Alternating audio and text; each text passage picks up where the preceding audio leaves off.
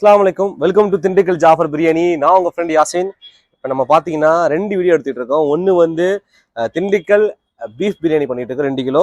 அதுக்கு சைடிஷாக பார்த்தீங்கன்னா 2 கிலோ அளவுக்கு வந்து பார்த்தீங்கன்னா சிக்கன் கிரேவி, நம்ம ஸ்டைல் சிக்கன் கிரேவி பண்ணிட்டு இருக்கோம். ஃபர்ஸ்ட் என்ன செய்யணும் அப்படின்னா, இதுக்குடைய கழிவுலாம் எடுத்துட்டு மஞ்சத்தூள் பார்த்தீங்கன்னா ஒரு 50 கிராம் அளவுக்கு போட்டிருக்கேன். 2 கிலோவுக்கு 50 கிராம் அளவுக்கு மஞ்சத்தூள் போட்டிருக்கேன். மஞ்சத்தூள் போட்டு தண்ணி ஊற்றி நல்லா ஊற வச்சிடணும். ஏன்னா சிக்கன் கிரேவியில் முக்கியமான விஷயம் பார்த்தீங்கன்னா சிக்கனுடைய ஸ்மெல் வராமல் இருக்கணும். ஸோ அதுக்காக 2-3 கழுவுனதுக்கு அப்புறம் மஞ்சத்தூள் போட்டு நல்லா ஊற வைக்கணும். ஊற வச்சு தான் கழுவு நம்ம கழுவு வைக்கலாம் வாங்க.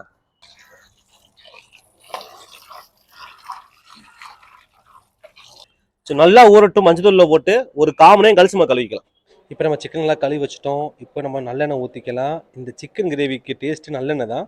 150 ml அளவுக்கு நல்லெண்ணெய் எடுத்து ஊற்றிக்கலாம். நான் இங்கே கிளாஸில் அளந்து ஊற்றிட்டேன். இதுக்கப்புறம் பார்த்தீங்கன்னா நம்ம சின்ன வெங்காயம், இஞ்சி, பூண்டு தான் போடணும். இஞ்சி பார்த்தீங்க அப்படின்னா 100 கிராம் அளவுக்கு, 1 கிலோவுக்கு 50 கிராம் எடுத்துக்கோங்க. இங்கே நான் 2 கிலோ எடுத்தனால 100 கிராம் போட்டிருக்கேன். இதை நல்லா நைஸாக அரைச்சிடணும். பிரியாணி மாதிரி திப்பி அரைக்கக்கூடாது. இதுக்கப்புறம் பார்த்தீங்கன்னா சின்ன வெங்காயம், நம்ம இந்த மதுரை சைடு திண்டுக்கல் சைடு ஃபுல்லாகவே எல்லா விதமான கிரேவிக்கும் மேக்ஸிமம் நம்ம சின்ன வெங்காயம் தான் யூஸ் பண்ணுவோம். சின்ன வெங்காயம் பார்த்தீங்க அப்படின்னா ஒரு 150 கிராம் அளவுக்கு எடுத்து நல்லா அரைச்சி வச்சுருக்கேன். இதுக்கப்புறம் பார்த்தீங்கன்னா பூண்டு ஆட் பண்ணிக்கலாம்.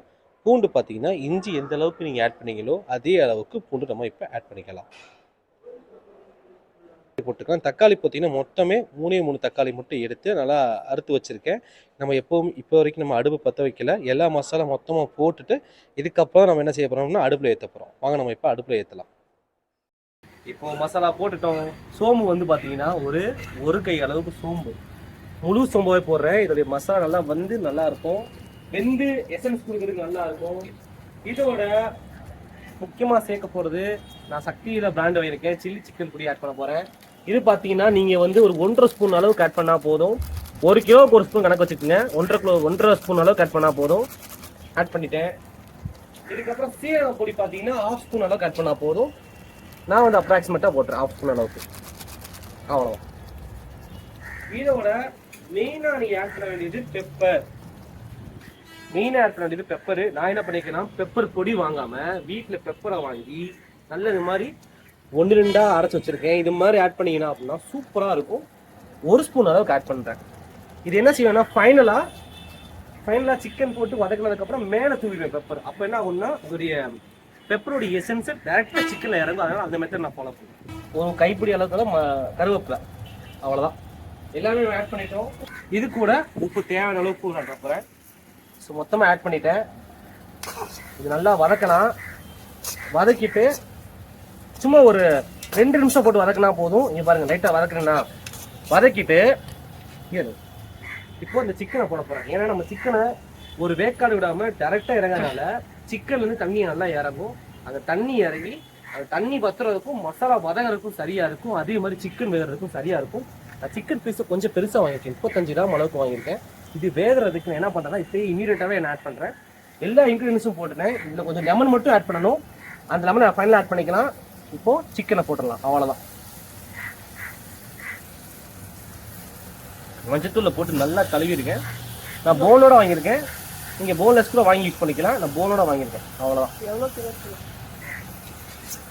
1.5 கிலோ சொன்னேன். 2 கிலோ அளவுக்கு சிக்கன், அவ்வளோதான். ஆட் பண்ணிட்டோம் அப்படின்னா அசாம இது வந்து தண்ணி வதங்கி வர்றதுக்கும் இது வேகிறதுக்கும் சரியாக இருக்கும்.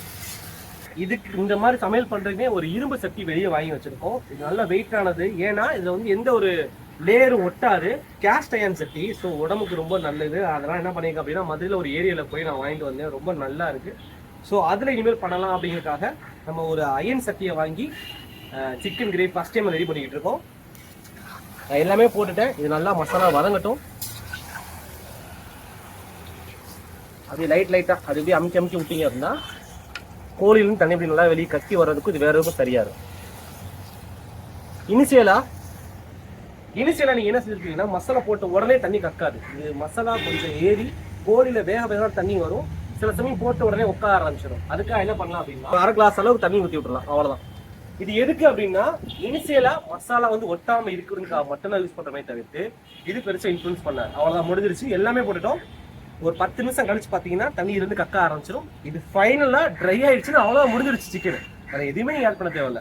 உப்பும் காரம் மட்டும் கரெக்டாக பார்க்கணும். உப்பு சுருக்குன்னு இருக்கணும். காரம் பார்த்தீங்கன்னா பெப்பரோடைய அந்த காரம் வந்துச்சு அப்படின்னா பக்காவான சிக்கன் கிரேவி ரெடி. இங்கே பாருங்கள், நான் முதலே சொன்ன மாதிரி சிக்கன்லேருந்து தண்ணி நல்லா வெளியே வர ஆரம்பிச்சிருச்சு. நம்ம கொஞ்சமாக ஊற்றின தண்ணியும் சிக்கன் தண்ணியும் நல்லா வெளியே கக்க ஆரம்பிச்சிருச்சு. இப்போ நம்ம பார்த்திங்கன்னா ஒரு பழத்தை எடுத்து எலுமிச்சம்பழம் சாறு புரிஞ்சுக்கலாம். கொட்டையை எடுத்துருங்க. பெப்பர் கிரேவி ரெடி ஆயிரும். இதில் தேவையான அளவுக்கு மல்லித்தூள் ஆட் பண்ணிக்கலாம். நான் என்ன பண்ணுறேன்னா ஒரு கைப்பிடி அளவுக்கு மல்லித்தூள் ஆட் பண்ணிக்கிறேன். இப்போ நல்லா ட்ரை ஆகிடுச்சு, சிக்கன் ஃபுல்லாக முடிஞ்சிருச்சுங்க பாருங்கள். மசாலா நல்லா ட்ரை ஆகிட்டு சிக்கன் நல்லா வெந்துருச்சு. இதில் பெப்பர் போட்டு நம்ம அடுப்பு ஆஃப் பண்ணிடலாம். அவ்வளோதான், முடிஞ்சிருச்சு. இது லைட்டாக பெப்பர் மேலாப்பில்.